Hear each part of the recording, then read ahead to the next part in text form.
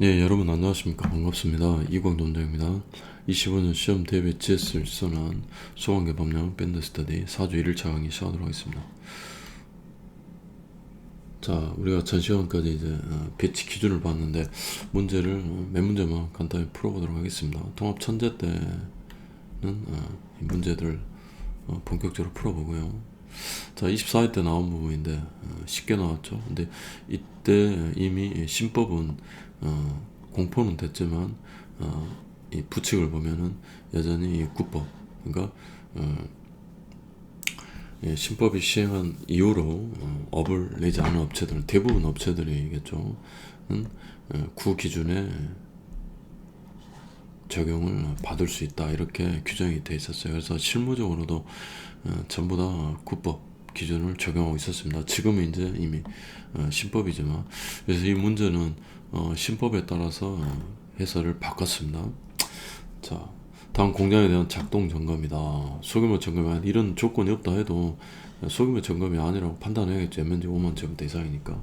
스물째가 없어요. 그러니까 뭔가 이 점검 가항계수 적용해서 곱하기 0.7이겠죠. 전 시간에 설명드렸죠. 이렇게 빠르게 계산하는 방법. 자, 공장 같은 경우는 전 시간에 우리가 항해법에 따라서 외웠지만 공장이 원래는 0 곱하기 0.9였는데 용도계수가 지금 1이 됐습니다. 그래서 1을 곱하니까 그대로 5만이 되고요. 여기는 이제 이렇게 이 설비계수 전부 다 곱해서 이만큼을 5만에서 뺀다 이렇게 되는데 그냥 5만 곱하기 0.7해도 된다는 거 제가 이유까지 설명 근거까지 다 들어들었고, 그래서 5, 7, 35, 3만 5천이 되겠죠. 자, 점검일 1단위에 보조기술료 1명을 추가한다. 자, 작동이죠. 작동이기 때문에 점검일 1단위가 만일 것이고 보조기술 1명 추가하면 2,500이 추가됩니다. 그래서 12,500이 됩니다. 이렇게. 너무 쉬운 문제죠. 2.8은 3일이다. 그래서 평균 점검 한도 면적으로 한다. 이 규정이 새로 들어왔으니까 그런 문제들을 이제 대비를 해야겠죠. 예를 들어서 여기서 곱하를 할 수가 있어요. 이거 응용하면 되죠. A라는 건물이 연면적이고, 그다음 B라는 건물이 자 5천으로 그냥 합시다. 5천이고 B라는 건물이 또 6천이다. 근데 A를 작동을 하고 B를 종합을 한다. 이렇게요. 자, 근데 여기에 똑같이 1단위가 들어가지 않고 여기에 A 건물에는 예를 들어서 4명이 들어가고 B라는 건물은 5명이 들어간다. 이렇게 하면은 작동 후에 4명인 경우에는 점검 한도 면적이 12,500이죠. 자, 종합인데 5명이 들었다. 8,000 플러스 4,000이니까 12,000이 되겠죠. 그래서 이걸 더해가지고 이걸 2로 나누면 점검 한도 면적 평균이 나온다는 겁니다. 이러한 점검 한도 면적으로 나눈다는 거죠. 점검 면적을. 그래서 점검 면적을 각각 구해서 여기다가 대입을 해야겠죠. 자,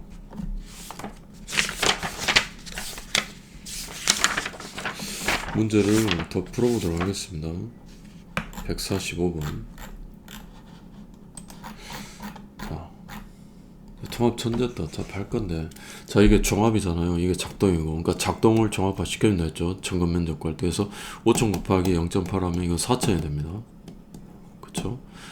그 다음에 설비계수가 그냥 다 있다 봅시다. 다 있고 전부 다 공장이라면 4천 플러스 6천이 되겠죠. 11,000입니다. 11,000을 이걸로 나눈다는 겁니다.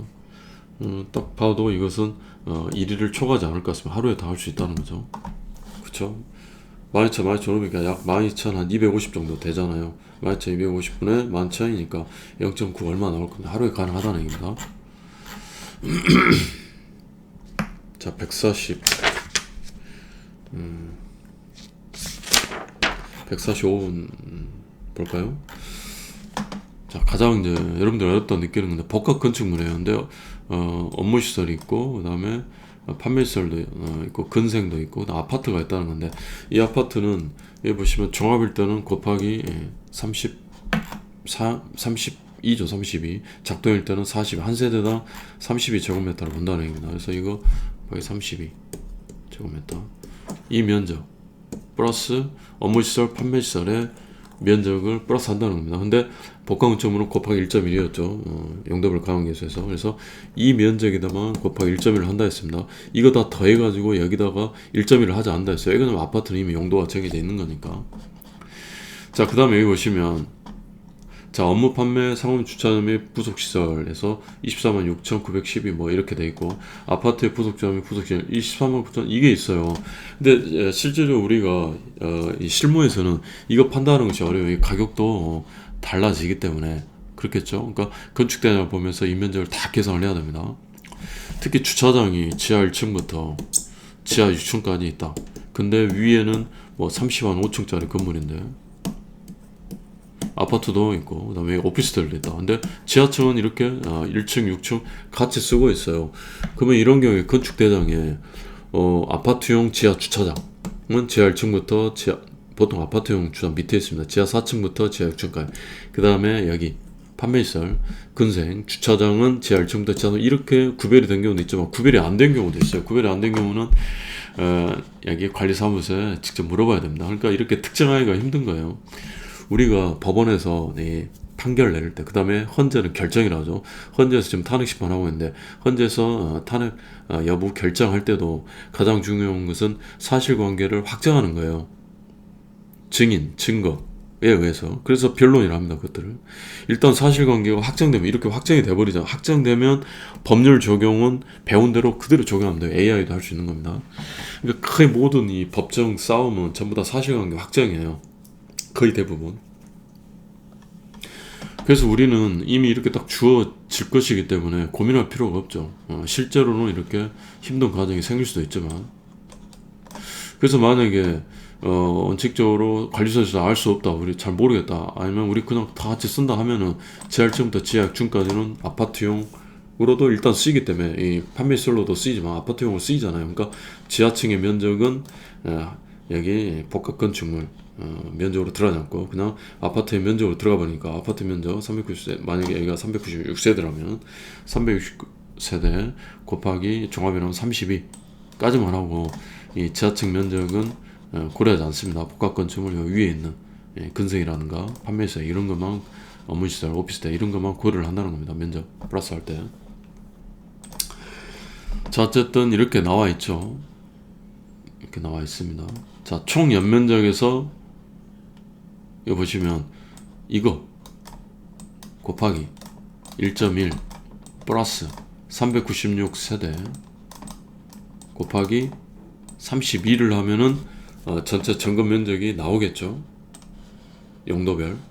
자, 이거 곱하기 스프링클러 있고 제한 있고 물부분 다 있으니까 그냥 1이 되겠죠. 근데 만약 이 세 가지가 다 없다, 그런 경우는 없겠죠. 복합건축 이게 세 가지가 다 없는 경우는 없겠지만 어쨌든 세 가지 다 없다 하면 곱하기 0.7이 되겠죠.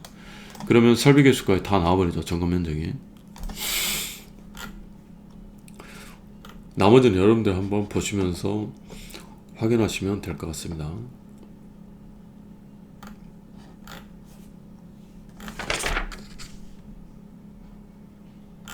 (146번) 한번 볼까요? 지금 할 게 많은데. 자, 여러분, 그리고 이제 곧 있으면 아니고 좀 이제 한 달 정도 남았는데 통합천재 이제 두학번 개강이 되는데, 통합천재 설계 및 시공 계산 문제부터 시작을 합니다. 그래서 두 과목반 같은 경우는 그냥 20만 원만 추가하면은 설계 시공 계산 문제를 들으실 수 있게 그렇게 해서 두 과목반은 그렇게 좀 할인을 많이 해드리는데, 자, 이 금액을 떠나서 여러분들이 지금 내가 두 과목을 해야 되냐 한 과목을 해야 되냐 이렇게 이제 생각하시는 분들이 많은데, 작년에도 재작년 적게 뽑을 때도 설계 시공 두 과목 하셔가지고 합격하신 분들 꽤 나왔고, 작년에 3명 뽑을 때도 굉장히 많이 나왔어요. 그렇기 때문에 애시당 쪽 계산 문제를 한 번도 안 해봤는데 내가 이제 처음 시작해보겠다, 이런 분이라면 그냥 한 과목 가는 게 좋겠지만, 기왕에 계속 계산 문제를 해왔다면 정말로 내가 계산 문제가 계속해서 40점 대 나온다, 아니면 거의 꽈랑 30 몇 점 나온다, 이렇다면 그냥 한 과목으로 가시는 게 맞겠지만, 만약 계산 문제가 40점이 넘고 50점 언저리 했다, 그러면은 굳이 그걸 포기할 필요는 없을 것 같아요. 왜냐면 저도 이제 두 과목을 봤기 때문에 그런 생각이 듭니다. 점검이 계속 쉽게 나오고 있는데 올해도 죄송합니다. 무조건 쉽게 나온다 또 보장할 수는 없잖아요. 저는 항상 이 공부할 때 운에다가 기대하는 것은 아니라고 생각하기 때문에 제가 두감을 했기 때문에 그래서 계산 문제를 계속 해하셨던 분들은 굳이 그것을 던지고 점검 실무만 내가 보겠다, 이것은 좀 모험이 아닌가 그런 생각도 듭니다. 근데 제 말은 참고만 해주세요. 근데 한 번도 나는 계산 문제를 해본 적이 없다, 다시 한번 내가 두감을 시작하겠다, 이것은 별로 권장하지는 않습니다. 그래서 기왕에 계산 문제가 내 적성에도 맞고 공부하는 거 좋아. 예, 어떻게 보면은 암기량은 많이 적잖아요. 이해 위주로 하면 되니까. 그래서 그런 분들이고 기왕에 계속해서 공부를 해오셨던 분들이라면 굳이 그걸 놓을 필요는 없을 것 같습니다. 더구나 만약에 내가 위기장이 없는데 위기장 따가지고 가겠다. 위기장 따느라 또 시간이 소모가 되잖아. 이것은 절대로 반대합니다. 저는. 그래서 이것도 이제 점검일 1단위가 점검할 때 점검일수 과시 이렇게 되는데 이 1대상 있고 2대상이 있습니다. 자, 그래서 일단 아파트로 가요. 아파트는 무조건 250세대가 됐죠. 종작 구별 없이. 그리고 스프링클러 지연설비가 있습니다. 그래서 이 700세대 곱하기 곧바로 0.9를 해주면 되겠죠. 물분가 없으니까. 그럼 79, 64, 630세대가 되고. 자, 이 대상은 자, 일반 건물 업무시설이 되네요. 그래서 일반 업무시설은 제1위였죠. 그래서 곱하기 1이 되고, 그래서 그대로 1.43, 89가 되는데, 이거 곱하기 곧바로 설비가 다 없으니까 0.7을 해주면 되겠죠. 그랬더니 1220제곱미터가 나왔다. 야, 그러면 이것과 이걸 더해줘야 되는데 아파트를 면적으로 바꿔줘야 되죠. 그래서 지금 현재 아파트 종합점검이니까 632 곱하기 32를 하면 될 것 같습니다. 그래서 이것과 더해주면 되겠죠. 그쵸? 그래서 아파트는 2만이 됐고 2만이 돼버렸고, 그 다음에 이건 작동이니까 종합으로 바꿔줘야 되죠. 아파트가 종합이었으니까. 그래서 곱하기 0.8 했더니 976.58이 됐습니다. 합했더니 점검 면적이 21,136이 됐어요. 자, 이제는 여기다 거리 개수를 해주는데, 거리 개수가 이 점검 면적을 증가시키는 역할을 했는데, 이제 그게 아니라 했죠. 점검 한도 면적을 축소시켜 버린다 했죠. 그래서 점검 한도 면적을 이제 계산을 해야 됩니다.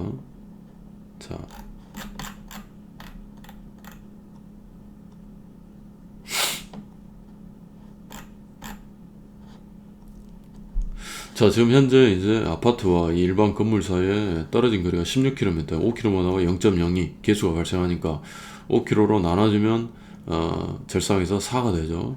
자, 0.02만큼 필요한다 했으니까 곱하기 4 하면은 8%가 됩니다.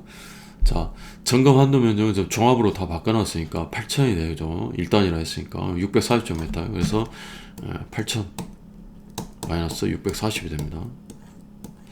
이게 별로 미미한 것 같아도 640 분모를 줄여버리기 때문에 일수는 굉장히 커지게 됩니다. 여러분이 직접 해보시면 알잖아요. 자, 우리가 4분의 4가 있어요. 4분의 4가 있는데 이게 2배로 늘어난다면 곱하기 1을 하면 이것은 2가 되겠죠. 자, 그런데 이게 만약에 2배로 줄어든다. 2분의 2가 되고, 자, 이렇게 하자. 다시 곱하기를 하면 안 되죠. 지금 플러스 마이너스니까 제가 전제를 잘못했어요. 자, 이 분자를 만약에 분자에 이만큼 더 늘려준다. 그러면은 4분의 6이 됩니다. 그래서 1.5가 되죠. 그런데 분모에서 2를 빼준다. 지금 현재 규정처럼. 그러면은 이건 2분의 4가 되니까 배칠수가 2가 됩니다. 그래서 1.5배지만 분자를 늘려주면 분모에서 빼주면 2배가 됩니다. 똑같은 수를 빼줘도. 그죠? 그러니까 차이가 많이 나게 됩니다. 자, 이 정도로 문제를 보고요.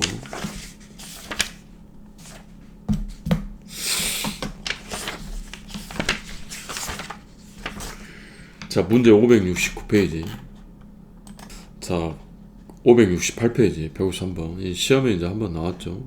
11회 때도 나오고, 11회 때는 경미한 위반사항 이게 나왔고, 그 다음에 15회 때 제 시험 볼 때는 전체를 다 쓰라고 나왔습니다. 자, 그런데 여전히 중요하고 우리 실무에서도 굉장히 중요한 게, 가령 업체라든가 관리사가 어떠한 잘못했을 때 행정처분을 맞을 수 있잖아요. 이런 행정처분의 일반 기준이라는 겁니다. 그래서 너무나 중요하다는 생각이 듭니다. 자, 위반 행위가 둘 이상이면 그 중에서 무거운 처분 기준에 따른다는 겁니다. 자, 이게 당연한 거 아니에요. 위반 행위가 둘 이상이면 각각의 처벌 기준이 있잖아요. 그걸 다 변경할 수도 있겠죠. 그런데 그냥 무거운 놈만 처분을 하겠다는 얘기예요. 자, 근데 둘 이상의 처분 기준이 모두 영업 정지거나 사용 정지라면 각 처분 기준을 합산한 기간을 넘지 않는 범위에서 좀 가중하겠다는 얘기예요. 무거운 처분 기준에 각각 나머지 처분 기준 2분의 1 범위에서 가중한다. 자, 만약에 둘 이상 처분을 맞았는데 하나가 3개월, 하나가 4개월. 전달해 갈 때는 4개월 영업정지만 시키면 되겠죠. 아니면 사용정지라거나. 그쵸? 그런데 단서에 해당할 때는, 만약 이게 다 영업정지, 사용정지일 때는 각 처분기를 합산한 7개월을 넘지 않는 범위 내에서 무거운 처분기준, 즉 4개월에 2분의 1 가중하니까 6개월까지는 때릴 수 있다는 겁니다. 전달해 갈 때는 4개월만 잘 수 있는데, 그 의미예요. 그러니까 영업정지, 사용정지 사유일 때는 더 엄격하게 처벌을 받을 수 있다는 겁니다.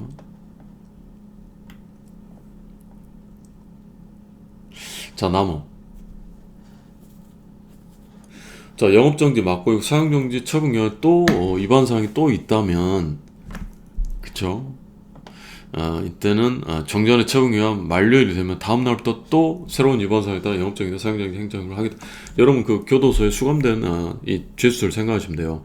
어떠한 죄를 보면 징역 5년에 처해가지고 교도소 생활을 하고 있는데, 근거형이라는 징역형. 다시 교도소에 사람을 또 때렸다, 죽였다, 그럴 수도 있잖아요. 그러면은 5년이 딱 지나고 풀려난 게 아니라 5년 지난 다음날부터 또 징역을 살아야 한다는 겁니다. 물론 그 안에 교도소에 수감된 상태에서 재판을 받겠지만, 재판 없이 곧바로 또 징역형을 살 수는 없으니까. 자, 다음 항은 읽어보시면 돼요. 예전에 과태료 처분해서 한번 봤고. 자, 마목입니다. 자, 이러한 처분권자는 위반 행위 동기, 내용, 횟수 및 위반 정도 등 다음에 해당하는 사유를 고려해서 그 처분을 오히려 가중할 수도 있고 강경할 수도 있다는 겁니다. 이게 매우 중요해요. 왜냐하면 오늘날 형법은 책임주의예요. 책임주의. 책임에 합당한 만큼 벌을 내리겠다, 그겁니다.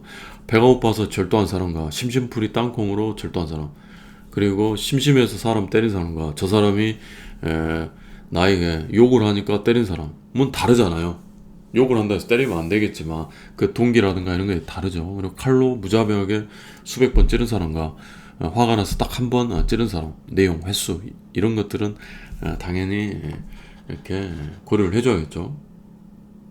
자, 이 경우 그 처분이 영업정지 또는 자격정지인 경우에는 그 처분 기준의 2분의 1 범위에서 가중도 되고 강경도 돼요. 영업정지, 자격정지. 자, 그런데 아예 취소라면은 등록 취소 또는 자격 취소 전에 차수 행정처분이 만약에 영업정지, 자격정지면 그 처분 기준의 2배 이하의 영업정지 또는 자격정지로 강경을 시켜줄 수 있다는 겁니다. 오로지 강경밖에 없어요.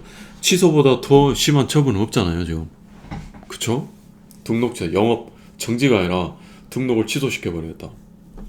그렇죠? 자격을 취소시켜버리겠다. 그래서 그 전에 만약에 행정처분 영업정지, 자격정지를 맞고 또 어떤 사유에 해당해서 취소를 받았을 수도 있겠죠. 그 경우에는 그때 막 5개월 이 영업정지였다. 그러면 2배 이하니까 10개월 이하의 영업정지로 받을 수 있다는 얘기입니다.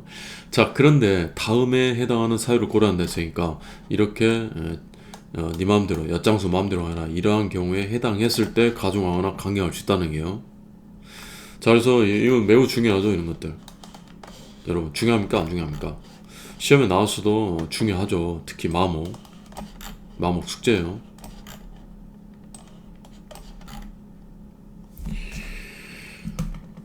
자, 가중한다는 얘기는 입안 행위가 사소한 부주의, 경과실이랍니다. 적어놓은 연필로 경과실이나 오류, 사소한 부주의나 오류는 경과실이라고 해요. 경과실하면 선량한 관리자의 의무를 다하지 않았을 때 경과실이랍니다.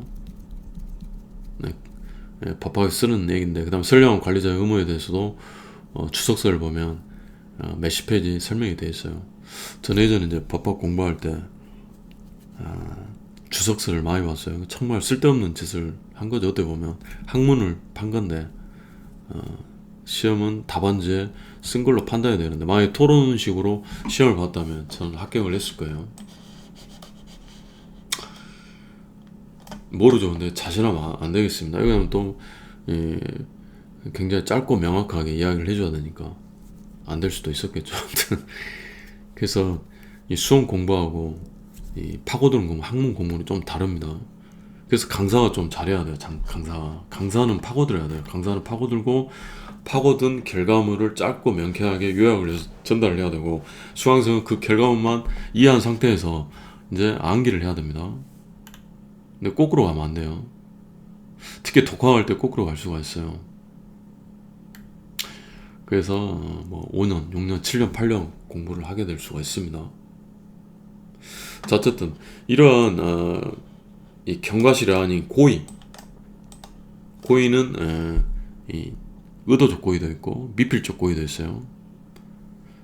그러니까 이 사람을 나는 때리려고 했다, 또는 상해만 하려 했는데 죽어버렸다. 이게 바로 폭행치사, 상해치사잖아요. 고의가 없죠. 근데 처음부터 죽이려고 때렸다, 죽이려고 칼로 찔렀다, 상해, 이러면은 고의가 있다고 봅니다. 그런데 이 고의와 과실 사이에 있는 것이 있어요.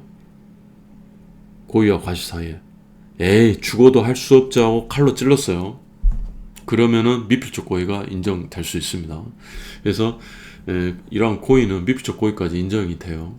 그런데 일반 민사에서는 고의와 과실을 입증하기가 굉장히 어려워요. 그 사람이 속이잖아요. 속내 전부 다 부정하겠죠. 그래서 고의나 중대한 과실, 즉 중대한 과실, 형사법에서는 고의범으로 처벌 안 하지만 여기서 행정처벌이라든가 민사 영역에서는 중대한 과실도 고의처럼 봐버립니다. 그래서 고의와 중대한 과실이 같이 있는 게, 중대한 과실은 연필로 하나 적어놓으세요. 여기는 사소한 부지라인데, 사소한 주의도 기울이지 않은 경우가 바로 중대한 과실입니다. 판례가 많이 있어요. 러시안 룰렛 게임을 한다고 경찰이 조폭들하고 같이 술 먹으면, 그것부터 이제 잘못된 건데, 장전한 총을 술을 먹으면서, 야 우리 러시안 룰렛 게임 하자고 딱 돌려가지고 딱 줬는데 조폭이 방아쇠 당겼는데, 우리 오징어 게임에 그런 장면이 나왔죠. 근데 진짜 그런 판례가 있어요. 그런 형사 판례가 있습니다. 딱 쐈는데 첫 발이 나와버렸어요. 6발 중, 그러니까 탄창이 6개인데 한 발만 장전을 했는데 총알이 발사되어 죽어버렸습니다.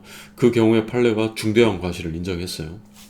고의라고 볼 수는 없겠죠. 너 죽어도 할 수 없어, 이것까지 인정을 안 했는데, 사실 평가하기 나름이죠. 고의 뭐 너는 죽어도 어쩔 수 없어 하고 장전해서 줬을 수도 있는데, 어떻게 보면 근데 또 자살이잖아요. 자기가 경찰이 쏜 게 아니라 주니까 자기가 쐈단 말이죠. 그래서 고의는 인정되지 않는 것 같습니다. 하지만 중대한 과실에 의한 무상 치사죄를 인정했습니다. 직무유기 뭐 이런 것도 다 인정이 됐겠죠.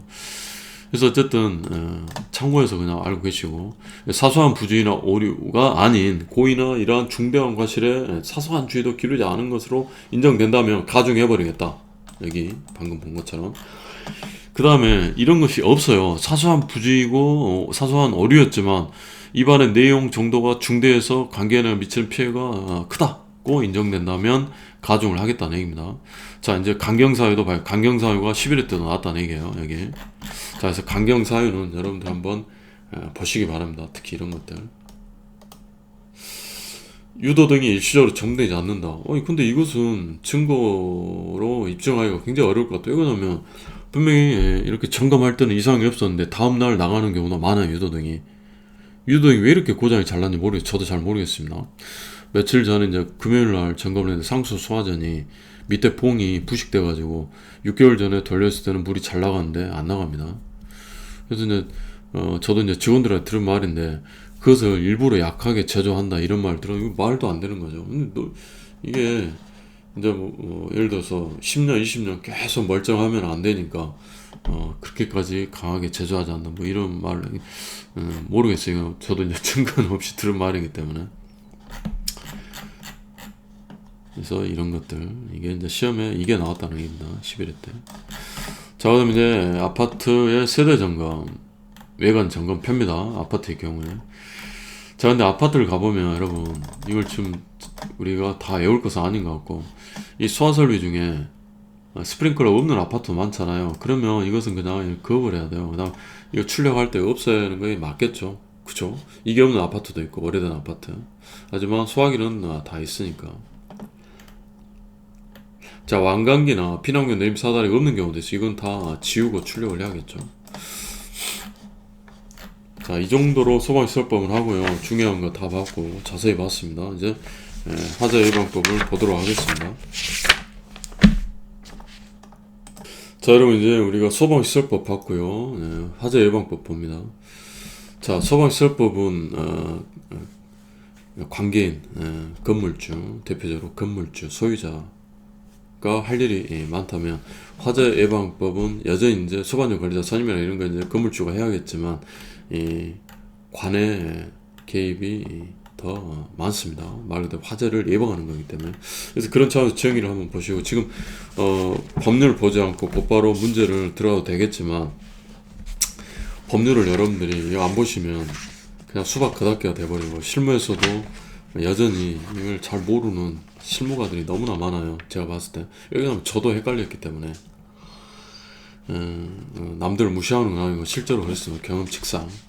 근데 이게 오너로서 경영을 하다 보면 너무나 이게 중요한 부분들이고, 이 월 안전관리 업무 대행이라든가 실제로 이 건물을 매월 관리할 때는 굉장히 중요한 사항들이 정확하게 내 머릿속에 숙지가 돼 있어야 된다, 이런 생각이 듭니다. 관계인들에게 피해가 가요. 일단 잘 모르고 있으면. 그래서 그런 차원에서 일단 법률을 이 체계를 잡고, 그 다음 문제는 이렇게 문제가 돼 있다 보고, 그리고 통합 천재 때는 이제 이 법령책을 볼 시간은 없잖아요. 이미 일순한테 봤으니까. 그 상태에서 통합 천재 때 이 문제를 보면은 여러분들에게 더 시간 단축이 될 것 같습니다. 자, 보시면 예방, 안전관리 보시고, 그러니까 불이 나고 나서 진압하는 것보다는 불이 나지 않도록 예방하는 것이 훨씬 더 우선돼야 되고 중요하겠죠. 그런 얘기예요. 안전관리도 마찬가지고. 그래서 화재 예방 및 안전관리 법률은 화재 예방법이라 칭합니다. 소방시설법이라고 칭하듯이. 그래서 화재안전조사 청장, 본소장이 소방 대상으로 관계지역 또는 관계인의 소방시설 등이 소방계 법령에 적합하게 설치 관리되고 있는지, 이렇게 소방 대상 화재 발생 위험이 있는지 등을 확인하기 위하여 실시하는 이러한 현장 조사, 문서 열람하고 보고서 뭐 이런 것들, 소방 계획서 보고하십시오. 보고 요구 등을 하는 활동을 말한다. 자, 화재 예방 강화지구란, 여기 보시면 이 광역 단체 광역 자치단체장들이에요. 특별시장, 광역시장 이런 것들, 도지사가 지정을 합니다. 화재 발생 우려가 크거나 또는 화재 발생 우려가 크진 않지만 화재가 발생했을 때 피해가 클 것으로 예상되는 지역, 좀 다르죠. 이 의미는. 어쨌든 이런 경우에 뭔가 예방 및 안전을 강하게 해서 지정하고 관리하는 지역을 말합니다. 자, 이 정도 보시고 제 7조. 자, 이러한 화재안전 조사, 그래서 소방간서장은 언제 할 것인가, 다음 각고 연한에 해당할 때 화재안전 조사를 할 수 있다는 얘기입니다. 자, 자체 점검이 불성실하거나 불안전하다고 인정되는 경우, 그럼 어떤 경우에 불성실하고 불안전하다고 인정될 수 있을까? 이런 거에 대해서는 내부 지침이 있겠죠. 자, 법령에서 화재안전 조사 하도록 규정되어 있는 경우. 자, 화재 예방 안전 진단을 했는데 불성실하거나 불안전하다고 인정되는 화재 예방 안전 진단 자체가. 자, 국가적인 뭐 올림픽이라든가 아시안게임 뭐 이런 거 있죠. 여러 가지 뭐 어떤 뭐 모임이라든가 정치적 행사 이런 거, 주요 행사가 개최된 장소 및 그 주변의 관계지역에 대해 소방안전 관리 실태를 조사할 필요가 있는 경우. 자, 화재가 자주 발생하였거나 발생할 우려가 뚜렷한 것, 화재 발생 위험이 크다고 판단되는 경우. 이거 외에도 임명 또는 재산 피고 우리가 현재도 판단. 그래서 제가 예전에 공부할 때는 이것도 한번 다 외워보자 이렇게 갔는데 실제로 이거 다 외우기는 힘들어요. 그래서 이해 위주로 보고 나왔을 때 백지를 안 내면 된다고 저는 생각이 듭니다. 자, 이러한 하자 안전 조사 방법 절차는 어떻게 이건 그냥 관에서 하는 거잖아요. 소방에서 관리사 업무와 관련은 있겠지만 직접적인 관련은 없잖아요. 관에서 하는 거니까. 자, 이것도 기본권에 대한 제한이 되기 때문에 미리 조사 대상, 조사 기간 및 조사 사유 등을 미리 통지하고, 우리 마치 영장 집행할 때도 미리 통지하고 공개를 해야 된다 했잖아요. 그런데 각호의 연하에 해당할 때는 그러지 않아요. 이런 거 없이 곧바로 해야 되는 경우도 있다는 겁니다. 읽어보시면 알겠죠? 긴급하게 조사할 필요가 있다. 사전에 통지하거나 공개하면 조사 목적을 달성할 수 없다고 인정되는 경우도 있다는 겁니다. 딱 이때만 딱 제대로 갖춰놓은 것처럼 속일 수도 있으니까. 그쵸? 관계인의 승낙 없이 공개시간 또는 근무시간 외에는 할 수가 없을 거예요. 기본권 제한의 엄격성, 기본권 제한은 최소한 해야 한다. 헌법에 규정이 되어 있습니다. 이것도 하자안전 조사를 연기해가지고 그걸 신청할 수 있다는 거예요. 우리 자체점검도 마찬가지로 자체점검을 연기해다가 신청할 수 있었고, 그 다음에 지역사회 나왔을 때 이행계획서를 첨부하는데 이행계획도 좀 연기를 이용하려 보고서 제출도 좀 연기해 주십시오. 신청할 수 있다 했죠. 세 번째로 또 나오죠. 이렇게 이런 것들 외우려 하지 마세요. 자, 제4장 화재 예방 조치. 자, 이런 것들을 지금 제가 읽고 안 넘어왔는데 저도 안 본 것을 여러분들 막 읽고 막 외우려고 하면 안 되겠죠. 그런 분은 없겠죠. 목차 보시고 한번 가볍게 훑어보시면 되겠죠. 자, 화재 예방 조치란 구체적으로 어떤 걸 말을 한 것인가, 이런 것들이 나와 있다는 겁니다. 나중에 문제집에서 확인을 하면 될 것 같습니다. 자, 화재 예방 강화지구를 이 시도지사, 특별 광역시 단체장 이런 사람들이 지정할 수 있다 했잖아요. 시도지사. 이런 것들 할 수가 있다는 겁니다. 시장에서 창공을 바라보는데 목조 건물에 노후돼 가지고 여기에 이연물인 석유가 불이 붙어가지고 다 타가지고 옆에 있는 산업단지로 옮겨 가고 있다. 그래서 소녀시대가 소용돌이를 타고 물소를 출동시키면서 오더라. 그래서 물을 부어가지고 다 진압을 했다. 이렇게 외웠습니다. 좀 이런 것들 새로 들어왔는데 제가 암기법을 만들어 본 거예요. 자, 제5장 부터가 본격적인 우리가 공부해야 될 부분이고 너무나 중요합니다. 제5장. 자, 지금부터는 좀 집중을 하셔야 됩니다. 자, 소방대상물의 소방안전관리. 자, 특정 소방대상물의 소방안전관리. 그래서 이 특정 소방대상물 중에 전문적인 안전관리에 요구되는 대통령으로 정하는 특정 소방, 이것을 소방안전관리 대상물이라고, 이거 특급, 1급, 2급, 3급을 말합니다. 이게 바로 소방안전관리 대상물이에요. 특급 소방안전관리 대상물, 1급 소방안전관리 대상물, 이렇게 하는 거. 얘 관계인은 소관점. 소방안전관리 업무를 수행하기 위해서 소방안전관리자 자격증을 발급받은 사람, 그러니까 특급 1급, 2급, 3급 이러한 자격증을 발급받은 사람을 반드시 소방안전관리자로 선임해야 돼요. 자, 이 경우 보조가 많이 필요하다면 여기는 또 소방안전관리자 외에 또 플러스 소방안전관리 보조자도 추가로 선임해야 된다는 거. 자, 그런데 이것들이 이제 새로 들어왔죠.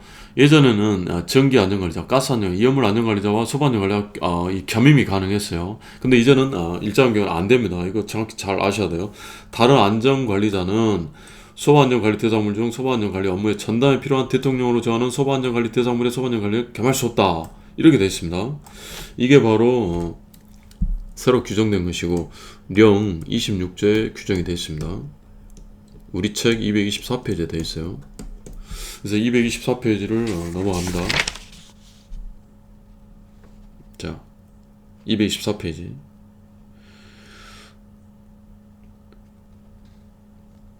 자, 26조 하단에 나와 있어요. 224페이지 하단. 26조 소방안전관리 업무 전담 대상물.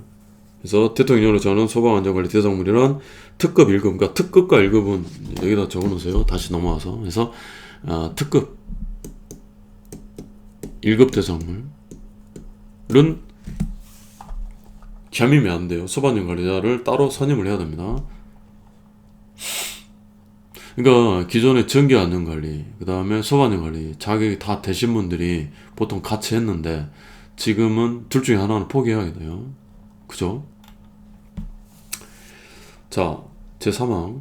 제1항에도 불구하고 제25조 제1항에 따른 소방안전관리 대상으로 관계에는 소방안전관리 업무를 대행하는 관리업자를 감독할 수 있는 사람을 지정하여 소방안전관리자로 선임할 수 있다.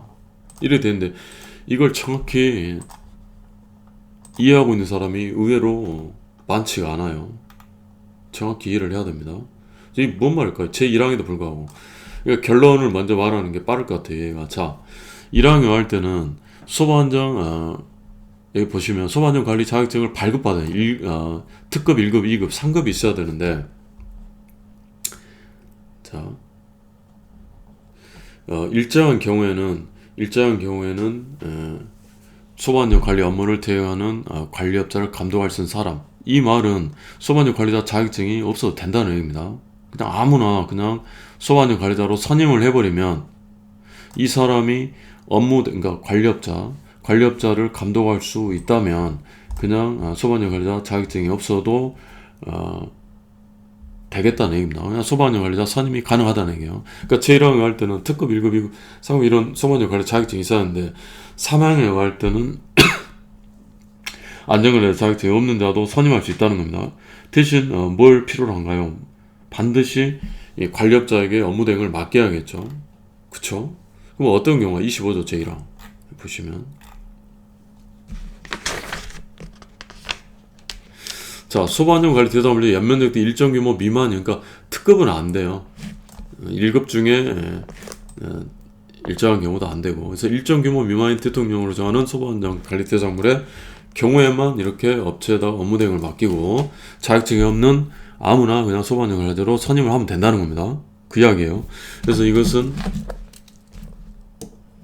내용 28조에 나와 있고 그래서 225페이지에 나와 있습니다. 이것들이 이 문제는 없어요. 문제는 제가 아직 안 만들었는데 그러다 보니까 제가 지금 하고 체계를 잡아야 됩니다. 자, 225페이지 갑니다. 자, 225페이지에 가보시면 저는 안 넘겼어요. 자, 제28조 보세요. 225페이지 하단부에 있죠. 소방 안전관리 업무의 대행 대상 업무 이렇게 돼 있고 지금 우리가 지금 보고 있는 요거 25조 제1항 전단에서 대통령으로 정하는 소방안전관리 대상물이란 이렇게 나와 있죠. 다음 각국의 소방안전관리 대상을 말한다. 그래서 이 지상층의 층수가 제1호 지상층의 층수가 11층 이상 1급 소방안전관리 대상물. 자, 가로 중요합니다. 가로를 파란 형광펜으로 칠하는 게 좋아요. 연면적 15,000제곱미터 이상의 특정 소방 대상물과 아파트는 제외한다. 이게 중요해요. 그러니까 모든 1급 대상물이 아니라 1급 대상물 중에서 이 가로에 해당하는 파란색 형광펜 친 거 뺀 지상층 층수가 11층 이상의 1급 소방안전관리 대상물만 업무 대행이 가능하다는 겁니다. 그래서 이것과 아까 전기, 가스, 이연물 안전관리 겸임이 안 된다는 것과 구별해야 돼요. 그거 같은 경우는 1급 대상물은 다 안 됐잖아요. 겸임이. 근데 지금 소방안전관리 업무 대행이 가능한 경우에 1급 대상물은 또 다르잖아요. 그래서 이것을 잘 구별하셔야 돼요. 실무에서도 헷갈리는 경우가 많이 있습니다. 결론적으로 15,000제곱미터 넘는 연면적을 가진 건축 대상물 만약 소방안전관리자 선임을 못하면 큰일 나죠. 업무 대행도 안 되니까 업체. 그러니까 빨리 사람을 찾아야겠죠. 방법이 없어요. 방법이. 그래서 이제 업체에도 의뢰가 많이 들어와요. 좀 한 명 어떻게 안 되냐. 직원이라도 좀 우리 선임 안 되냐. 안 됩니다. 이건 직원들이 소방안전관리자 선임 기사 자격증이 있으면 선임을 할 수 있겠지만 4대 보험이 우리 대한방대에 들어있잖아요. 근데 그걸 빼고 선임을 하면 그걸 빼고 들어가야 되니까 불가능하죠. 퇴사하지 않는 이상. 안 되는 걸 자꾸 물어보시는 분들도 많이 있습니다. 자, 그리고 이제 225페이지 떠나지 마시고 제2호 보시면 2급, 3급도 다 업무 대행이 가능하다는 겁니다. 그래서 1, 2, 3, 5 중요하죠. 자, 다시 돌아옵니다. 자, 소방안전 관리자를 선임을 해야 돼요. 선임을 하지 않으면 어떻게 될까요? 자, 신축을 했다. 그래 아니면 소유권을 양도받았다. 이런 경우에는 한 달 이내에 소반전 관리자를 선임을 해야 됩니다. 방금 본 조항대로.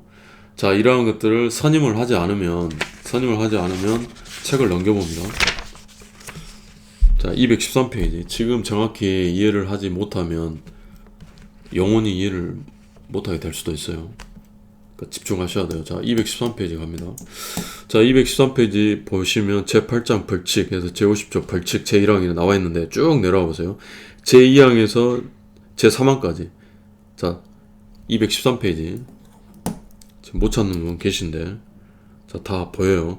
자, 제3항 보면 다음 각구에 어느 하나에 해당하는 자는 300만원 이하의 벌금에 처한다. 이렇게 돼 있죠.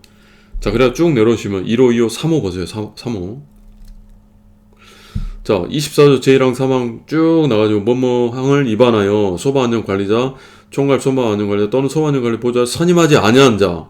그러니까 선임하지 아니하면 형사처벌이에요. 300만원 이하의 벌금에 처한다는 겁니다. 되셨죠? 자, 그리고 다시 26조 돌아갑니다. 자, 선임하지 않으면 이렇게 형사처벌인데, 자, 잘 보셔야 돼요. 이게 실체법이고, 선임을 했어요. 선임을 했으면 또 신고를 해줘야 됩니다. 본서장에게. 이건 절차법이에요. 이러한 절차법을 위반한 경우에는 형사처벌이 아니라 과태료입니다. 과태료. 구별이 돼야 돼요. 그러니까 항상 실체와 이 절차는 구별이 된다는 겁니다. 이게 모든 이 법리에 있어서 이 법학을 관통하는 원리예요. 원리. 네, 깊이 들어갈 필요는 없고. 자, 소방안전 관리자에 한해서는 우리가 좀 알아야 된다는 겁니다. 이렇게 신고를 해야 돼. 14일 이내에. 자, 제10조 보시면 관계인대 의무 해가지고 관계인대 의무를 우리가 쭉 보고 있죠. 선임을 해야 된다. 실체법. 그 다음에 선임을 했다 해도 신고를 해야 되고, 선임을 하지 않으면 벌금인데 신고를 하지 않으면 과태료다. 뭐 이런 것들. 자, 이거 외에도 관계인대 의무가 있어요. 그래서 뭐 지도 감독해야 된다. 관계인, 건물주를 생각하면 돼요. 임차인이라든가 소방안전 관리자가 성실하게 수행할 수 있도록 지도 감독해야 되고. 자, 그런데 소방안전 관리자도 책임만 있으면 안 되겠죠. 자, 뭔가 이게 안 되고 있다. 펌프가 고장났는데 안 고치고 있다. 건물주가. 그 다음에 뭐 이런 것들, 뭐 필요한 조치를 할 것 요구해야 되고, 관계인이 시정하지 않는 게 본서장이 그 사실 알려야 된다. 근데 사실 이거 이렇게 할 수가 있을까요? 대부분 월급 받는 위치에 있는데. 자, 이 경우 소방안전 관리자는 공정하고 객관적으로 업무를 수행해야 된다.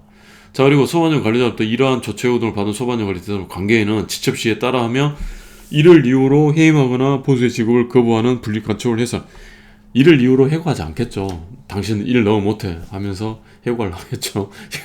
이걸 이유로 해고하겠다. 이런 식으로 뭐 내용적으로 발송 안 하면 곧바로 여기에 걸리잖아요. 자, 그리고 이제 건설 현장에는 소방안전 관리자가 없었어요. 없었는데 건물을 보통 짧게는 몇 달, 길게는 몇 년 동안 이 건설 현장이 계속 존재를 하는데, 여기도 소방안전 관리자가 있어야겠다. 입법자 이렇게 생각하고 이게 새로 들어왔습니다. 그래서 그런 차원에서 보시면 되고, 나중에 이 대통령 시행령이 있는데 문제가 돼 있으니까 한번 보시면 될 것 같습니다. 자, 31조. 자, 이러한 소방안전 관리자 자격에 정지 및 취소 사유가 있다는 거예요. 이렇게 그 자격을 취소하거나 다음 1호부터 5호까지 해당할 때 1년 이하의 기한을 정해서 정지도 가능하다는 건데, 1호, 3호에 해당할 때는 반드시 필수적 취소 사유예요. 자, 이것을 암기를 해야겠죠. 그래서 제가 암기법을 좀 따봤습니다.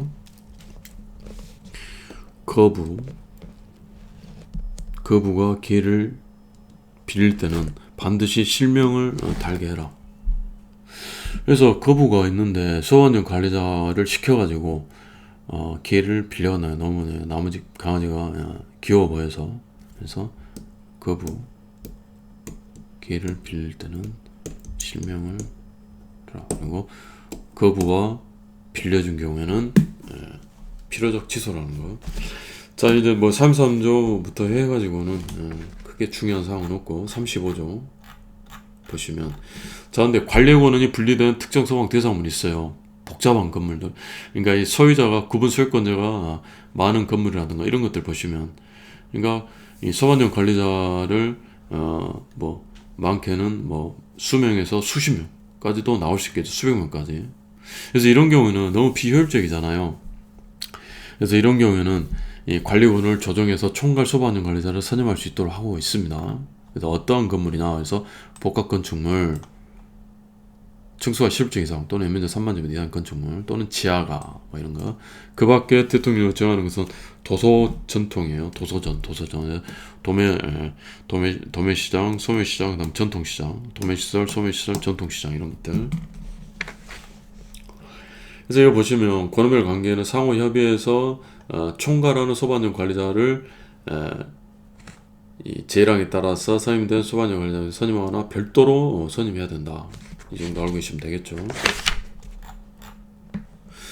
자, 소방안전관리 대상은 특급 1급 상급에 근무하는 근무자 및 거주자 등에 대해서는 소방훈련을 실시해야 된다는 겁니다. 소방훈련 또는 피난훈련 이런 거 필요한 교육 이런 것들을 해야 된다는 거.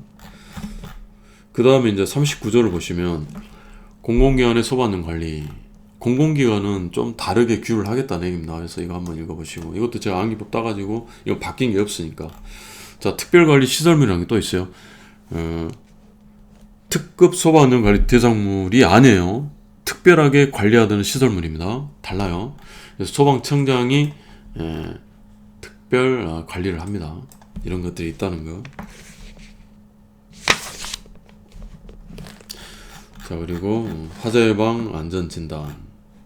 자, 이러한 소방안전 특별관리 시설물에 대해서는 화재 예방 안전 진단을 정기적으로 받아야 되고, 이러한 진단을 받았을 때는 자체 점검을 받은 거죠. 이거 저는 제가 관리업을 하고 있으니까 저는 좀 부정적으로 생각이 들 수밖에 없죠. 솔직하게 말해서.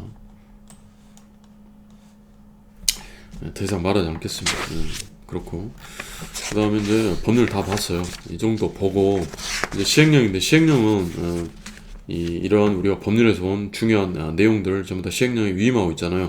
그래서 이런 것들이 대부분이고, 이런 것들에 대해서는 그냥 문제로 우리가 확인해도 될 것 같습니다. 그래서 오늘 여기까지 하고 다음 시간에는 이 시행령을 문제화시킨 것들을 문제로 확인을 하면서 넘어가도록 하겠습니다. 수고하셨습니다.